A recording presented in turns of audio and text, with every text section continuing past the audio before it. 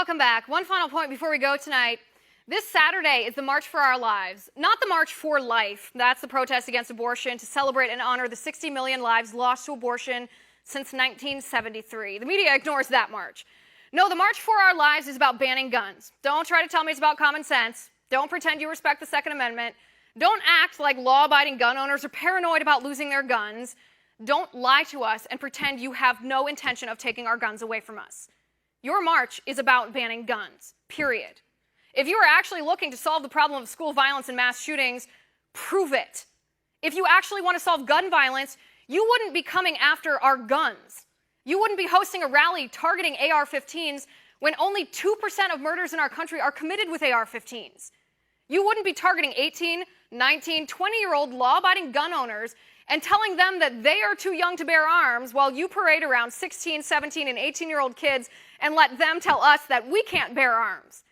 If you were actually looking for a way to solve school shootings like the one in Parkland, Florida, you wouldn't even be looking at guns. You'd be talking about why this attack happened in the first place, why the shooter was able to get his hands on a gun, why we have gun-free zones in schools when 98.4% of mass shootings happen in gun-free zones, why Coach Aaron Feis, who died protecting his students, wasn't allowed to conceal carry his firearm on campus so that he actually had a fighting chance to save lives. Where's your legislation to fix that? The FBI was tipped off about a terror threat Nikolas Cruz posted on YouTube saying he wanted to be a professional school shooter. The FBI did nothing. They didn't monitor Cruz. They didn't even refer the case to the Miami field office. Where's your protest about that?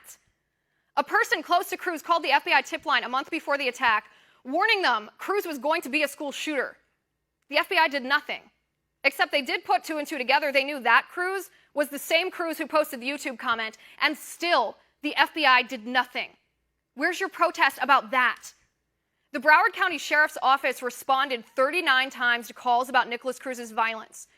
They suspended 2 of their deputies for responding improperly to these calls. Where's your protest about that? The deputy at the school resource officer, Scott Peterson, refused to talk to the state social services about some incident involving Cruz. So, the Florida Family Services declared Cruz to be stable, even though he clearly was not. How can you talk about bolstering mental health services and not be protesting that? Nikolas Cruz told his therapist about his blood-soaked dreams. The school therapist and the psychologist created a safety plan to protect Cruz from himself and protect others from Cruz. They knew Cruz ingested gasoline in an attempt to harm himself. They knew he cut his own arms to harm himself. The police knew he beat up his mother multiple times. The school knew about death threats Cruz made against his ex-girlfriend and her new boyfriend. Cruz's therapist warned the school about Cruz's potential for violence. Authorities wanted Nikolas Cruz institutionalized, but nobody did anything about it.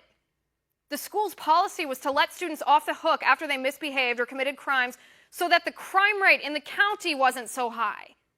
Then the day of the shooting, the school deputy didn't enter the building, violating police policy. 3 more deputies arrived on the scene and they didn't enter the building, violating police policy. How much neglect do you need to protest what actually allowed this attack to happen? It wasn't the gun. Nikolas Cruz should never have been able to get his hands on a gun. If even one of these people at the school, the sheriff's office, or the FBI had done their job and responded according to the law when Nikolas Cruz was violent. But they didn't. They didn't enforce the laws we have on the books that are designed to keep us safe. That's why the March for Our Lives is nothing but a bunch of anti-gun, anti-liberty, progressive, big government BS.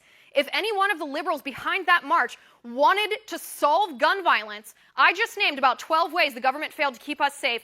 And if you notice, none of the reasons Cruz was allowed to wage his violence had anything to do with a gun. And that's my final point. You can reach me on Twitter at Liz_Wheeler. If you like the show, please send me an email at oann.com/contact. In the meantime, catch us here tomorrow at 9 p.m. Eastern. And until then, have a good night.